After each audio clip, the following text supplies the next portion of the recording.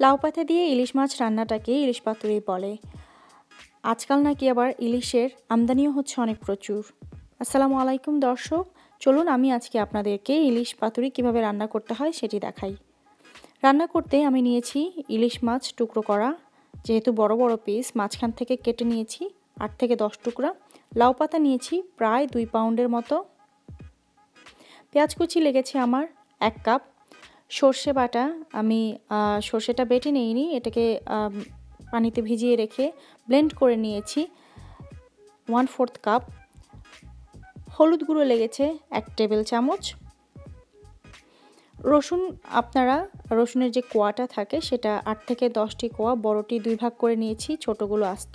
কাঁচামরিচ নিয়েছি আমি 8 থেকে 10টি, যে যার ঝাল অনুযায়ী দেবেন। লবণ স্বাদ মতো এবং রান্নার তেল 1 কাপের 3 ভাগের 2 ভাগ।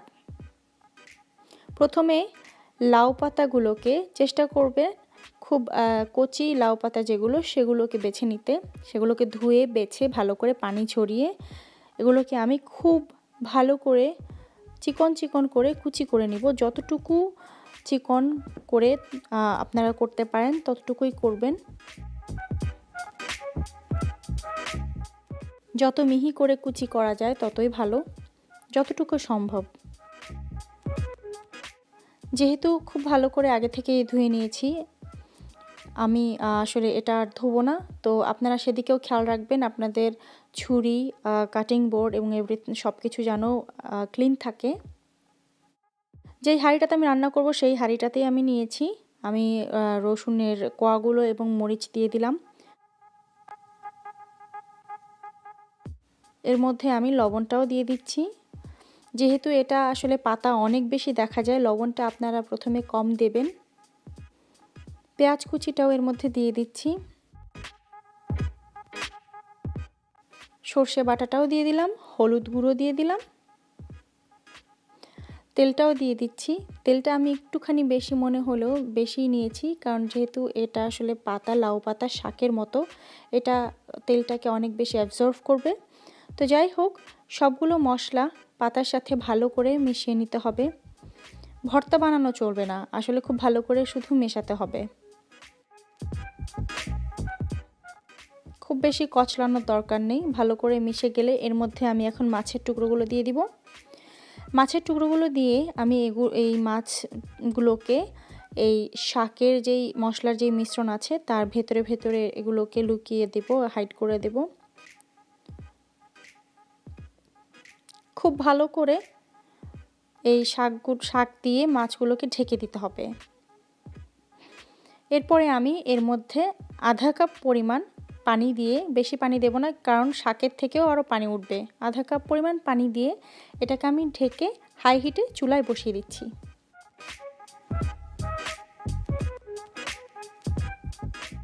আমি এটাকে ঢেকে হাই হিটে 10 মিনিটের জন্য রান্না করার জন্য চুলায় বসিয়ে দিলাম।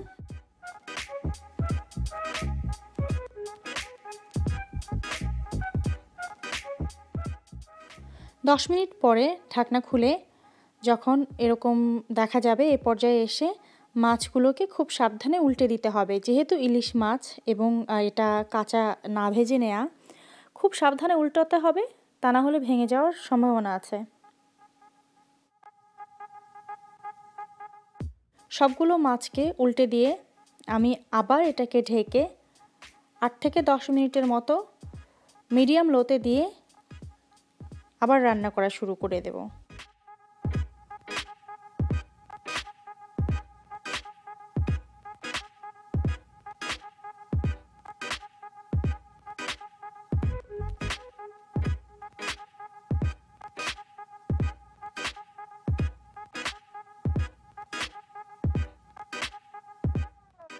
প্রায় 10 মিনিট পরে আমি ঢাকনা খুলে এটাকে এভাবে ঝাঁকিয়ে নিচ্ছি। এরকমটি করলে যেটি হবে, যে পানিটা উপরের দিকে উঠে আছে সেটা নিচে চলে যাবে এবং আমি আরেকবারের মতো মাছটাকে উল্টে দিচ্ছি এবং এটাই ফাইনাল। এরপরে আর আমি এটাকে উল্টাবো না।